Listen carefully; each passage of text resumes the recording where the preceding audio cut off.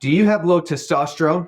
Chances are, if you are a millennial man or Gen Zer, your testosterone is much lower than your parents or your grandparents. You're watching the Dr. Jake podcast. I'm Dr. Jake. I'm an naturopathic medical doctor and integrative physician in Salt Lake City, Utah. On this channel, I'll share with you how you can heal your body naturally without any harmful drugs or surgery. Be sure to subscribe for more videos like this one. Okay, let's jump into the testosterone epidemic and what we can do about treating it. I think the biggest one we need to talk about is really the big change in how many toxins we are exposed to now compared to our parents or even our grandparents were exposed to. I think that's the biggest reason why our testosterone levels keep decreasing and decreasing with each generation, is because we are bombarded by so many different chemicals that act as xenoestrogens. These are chemicals that act like estrogen throughout the body.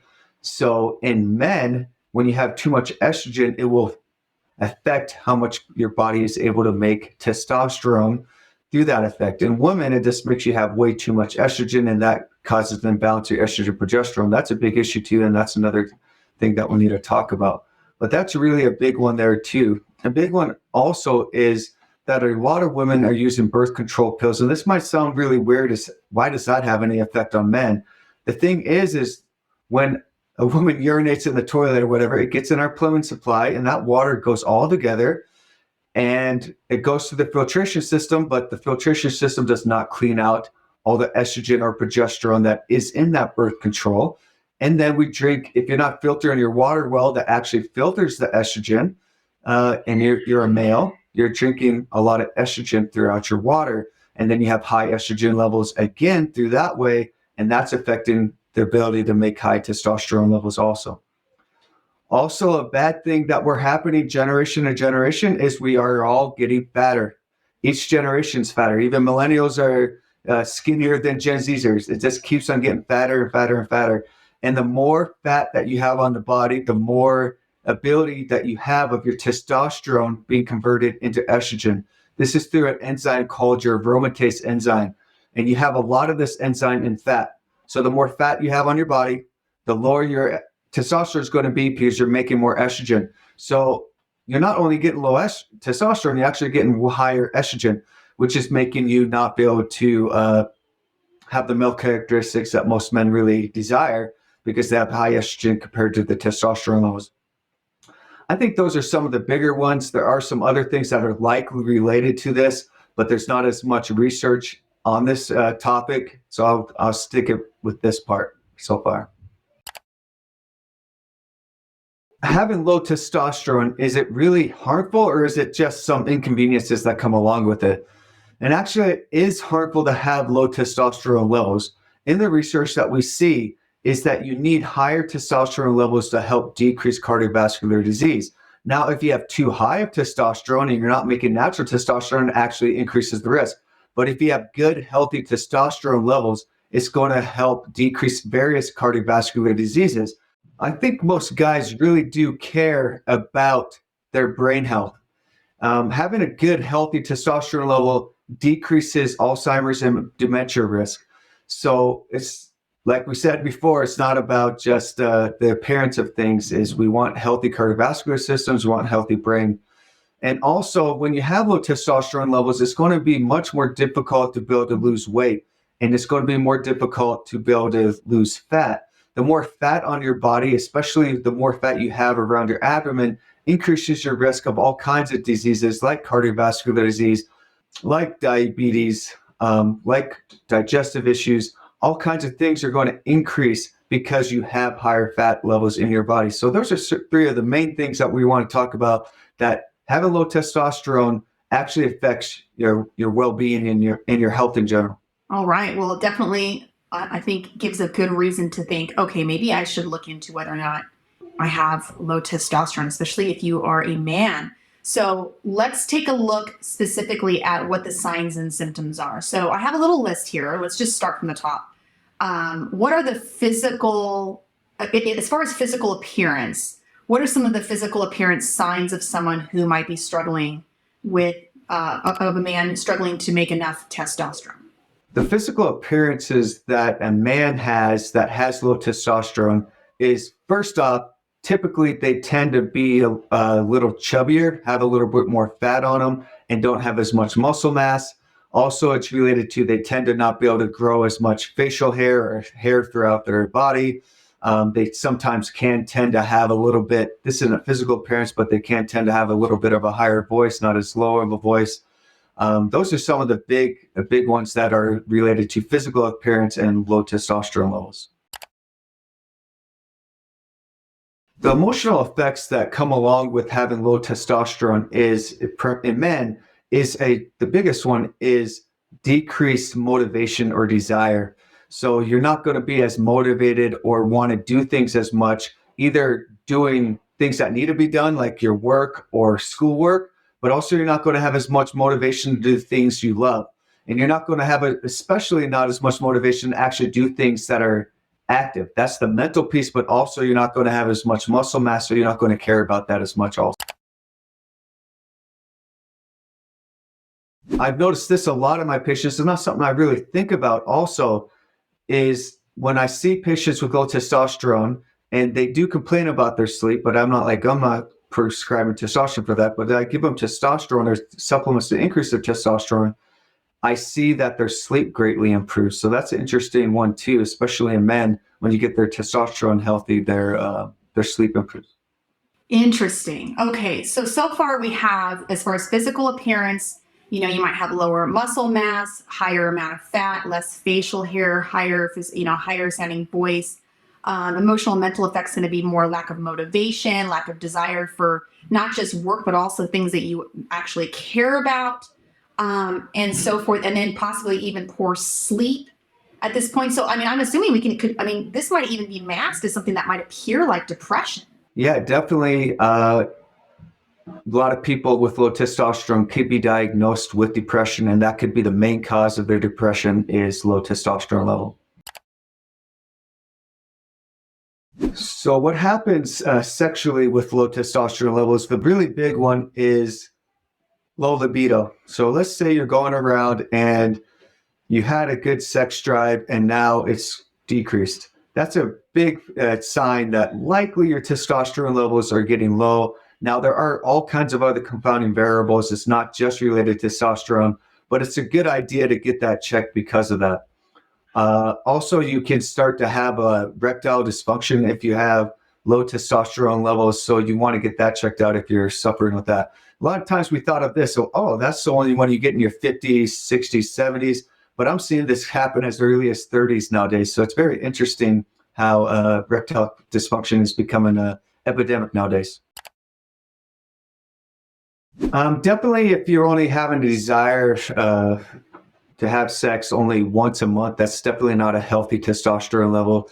You should at least be having that desire at least twice a week. It doesn't mean that necessarily it's going to happen that much, but twice a week is to at least have the desire. Obviously, if you see a beautiful woman, she should have some type of desire. It doesn't mean that you want to engage in anything like that, but you have a sensation of sexuality. So at least 2 times a week, if not more, is healthy testosterone. Not like a teenage boy that wants it 24/7. Low testosterone and erectile dysfunction can be related to both. You can't maintain an erection or you can't get an erection at all. What I noticed in more of the younger group, like let's say 30-year-olds that are starting to get low testosterone and having erectile dysfunction, is that they're just not able to maintain an erection. It's not like they can't get it at all. They're not able to maintain it. But I do see it even in that population group that they can't get it at all. So it varies from person to person. And it doesn't really depend on how low the testosterone levels is. Some can have really low testosterone levels and they can still get an erection, but it's just they can't maintain it. Yes, we have missed some. So some things that we need to look at is you need to make sure that it affects your energy. So let's say you're dealing with low energy. It could be related to testosterone. You should get that looked at. It also will affect your concentration, your ability to focus and also remember things. So that could be related to your testosterone levels are also. Let's say that you feel like your testosterone level is low. You probably should get some laboratory work done. The labs that you want to get done is you want to get a free and total testosterone. So you want to make sure it is free and total, not just total testosterone. Most doctors are just going to order that total testosterone. And also, I would like to get a total estrogens checked also, because I want to see how high your estrogen level is, and we need to do anything about that regarding your low testosterone level. Optimum range that you want for a total testosterone is you want that to be at least 600 to 900. That's really the healthy range. I know that if you look at the laboratory work, it's going to say it's healthy from like 300 up to like 950. That's really not the optimal range. That's just what's normal. And obviously, like we just talked about, that normal is changing generation to generation. That's not really ideal level. Ideal level is the 600 to 900 range.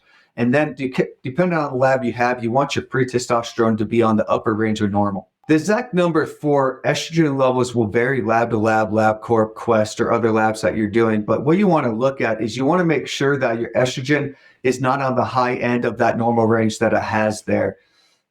That's the big thing you want to look at. And you want to ideally have your estrogen in the lower range. But if it's in the middle range, it's nothing to really worry about. It's in the middle range, your testosterone looks good. Don't worry about that. But the big thing is you want to make sure that your estrogen is not above normal or in the high normal. That's an important thing to really look at. And then you definitely want to do some treatment for that if you do have that.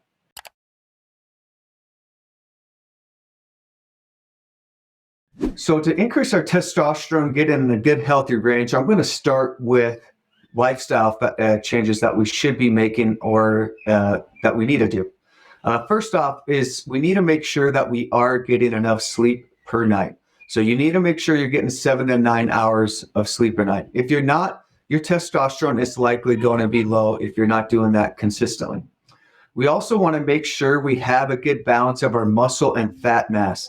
If you have a lot of fat on your body, it's going to be very difficult for you to be able to get testosterone levels in a healthy manner, because what's happening is, like I talked about earlier, if you have a lot of fat on your body, you have a aromatase enzyme that's going to convert all the testosterone that's being made from your testes and adrenal glands. A lot of that's going to be converted into estrogen.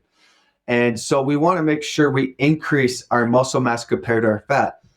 Leading into that is we want to make sure that we have good muscle mass. So we want to do anaerobic activity. That means lifting weights to build our muscle. Just having more muscle mass is going to increase your testosterone level throughout your body. Another one is we want to make sure we decrease our stress. This is a huge one that I see in men. Men that are really stressed out almost always have low testosterone levels. So you want to find out ways that you can do to decrease how much stress you have, or modify your work that you're doing, or the relationship you're in, or whatever, because this is greatly affecting your testosterone levels. Now, let's talk about what we can do supplementally or medications that we could take to increase testosterone. Let's start first with bioidentical testosterone therapy. Let's talk about what the differences are with just testosterone therapy and bioidentical. The big thing is how it's prescribed. Bioidentical testosterone, a practitioner that specializes that is going to prescribe the testosterone based on what is normal for your body and put it in a good, healthy physiological state. So like put it into 600 or 900 and not go above that range, because that's not really a natural way of making your testosterone level. So that's bioidentical. Also, the form of the medication that they're using is going to be compounded in such a way that it looks exactly like your own testosterone. It's not going to have any amino acids or anything attached to it to increase its potency throughout the body. So that's the bioidentical testosterone. That's usually what I do in my practice. You can do it in several different ways. The best way that I like is through a cream. That's the most absorbable form. If you're doing it through a trophy capsule or cream, you can do an injection. That is, in my opinion, not as good as doing these creams, because what happens when you're doing an injection of testosterone, or let's say you do a pellet of testosterone, you get this huge surge of testosterone, which isn't how your body naturally makes testosterone. It's making it every day. It's not like it makes a lot and then it trickles off and makes a lot and trickles off. That's how an injection is. But if you use a cream base, you're actually able to apply that daily and get it in more of a natural way your body makes it. Now, there are nuances to this, and I prescribe it all these different forms for my patients. And some people do better with the injection compared to the cream. But I really try to work hard on getting the cream on patients because they're going to have a healthier level of testosterone. It's not going to have the big surges. They're actually going to have the benefits all the time. I talk to a lot of my patients that are doing the injections. If you do the injection, they feel great for a couple of days, and then they're like, oh, it's starting to wear off. I'm really wanting my injection, and then they get to the time to do an injection. When the creams, they don't really have those die-offs that can happen there. Also, there's other forms that you could use testosterone, but those are the most common ones that I like to use for my patients. That's the prescription route. You don't always have to go the prescription route. Many times we're able to increase it through other means, through those lifestyle changes that we talked about, but also we have some herbs that can work well. There's a lot of herbs on the market that are supposedly able to increase your testosterone, and there's definitely premise for those. Today, I'm going to talk about some of the ones that have the most research on it. The biggest one that has the most research consistently is ashwagandha. Probably a lot of people don't think of ashwagandha. It's getting more news in the press, the increase in testosterone. More it was used, it's going to help my adrenal glands, help my stress, etc., help me sleep. But also we're noticing that this helps make healthy testosterone levels. So let's say you're scared of testosterone, you don't want to get more testosterone. Maybe a woman's listening to this.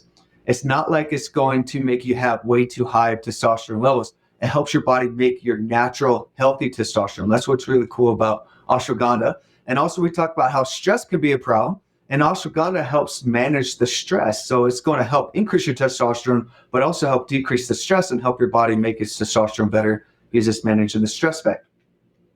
Another one I really like is ginseng. This is another one we don't really think a lot about with testosterone, but it consistently has good research on it. And this works very similarly to ashwagandha. It doesn't have as much research as ashwagandha does, but it's still good. But it's going to help increase testosterone levels, increase blood flow circulation, and also improve cardiovascular health. A big piece of low testosterone and erectile dysfunction are related to cardiovascular issues because you're not getting enough blood flow, nitric oxide going into the genital area, which then is going to affect the testosterone level.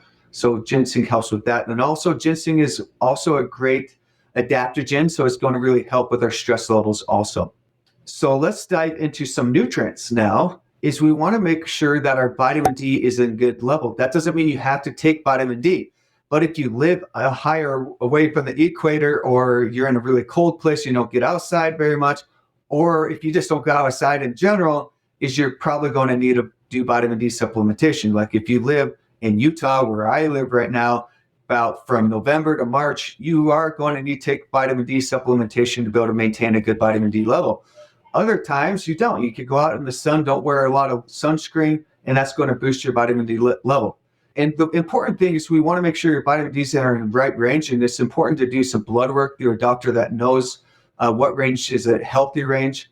Is we want to get your blood work between 50 to 70 is a healthy range for your vitamin D, and that's going to help in various aspects, but also help, like we're talking about here, increase your testosterone levels. Another one is zinc. Zinc is really important for your body to be able to make testosterone. So if you're deficient in zinc, it's going to be difficult for you to make testosterone. So we want to make sure you get zinc supplementation to help support that. Last ones I wanted to talk about, I kind of lump these all in one little category, is some that are very common that guys are taking to help increase their testosterone, but the research is getting weaker on this, is tribulus and horny goat weed are common ones that people are taking to increase testosterone. But we're seeing in the research, it's not necessarily increasing testosterone, but what's important about what I'm seeing that's interesting about it is, and this includes yohimbe too, is that it increases all the mal effects of testosterone. It improves. So it's not necessarily increasing testosterone, but it's increasing a lot of the effects that guys don't want from testosterone, like low libido, erectile dysfunction, poor mood, and all these type of things. Is taking these type of herbs have actually helped. Last thing I want to talk about is something called fenugreek. This isn't something we really talk about in the testosterone world, but there's good research coming out that this helps support testosterone levels in a different way than all these other supplements that I talked about. What it does is helps decrease the breakdown of your testosterone. Remember how we talked about aromatase when you have high fat and how that it decreases your testosterone level? taking fenugreek helps decrease that effect of the aromatase and decreases the breakdown of your testosterone into estrogen. It also decreases 5-alpha reductase. So fenugreek is great to take on board with all these other herbs and nutrients that we talked about to help decrease the breakdown of your testosterone. So what do I do in my office? Do I start with prescribing testosterone, or do I start with herbs to help increase testosterone? This all depends on the patient and what they really want. Usually herbs are going to be slower than the testosterone. So someone that's in a big hurry, usually they're going to be put on the testosterone because they're like, hey, I'm in a hurry, I want to get this up. The herbs are going to be a little slower. It's going to take several months to be able to get that up. But so I just depend on the patient. I don't necessarily make my own decision on that. It depends on what the patient wants to do. If you want to learn more about testosterone and treatment for increasing it, click my videos to the right. I'm Dr. Jake, and I'll see you there.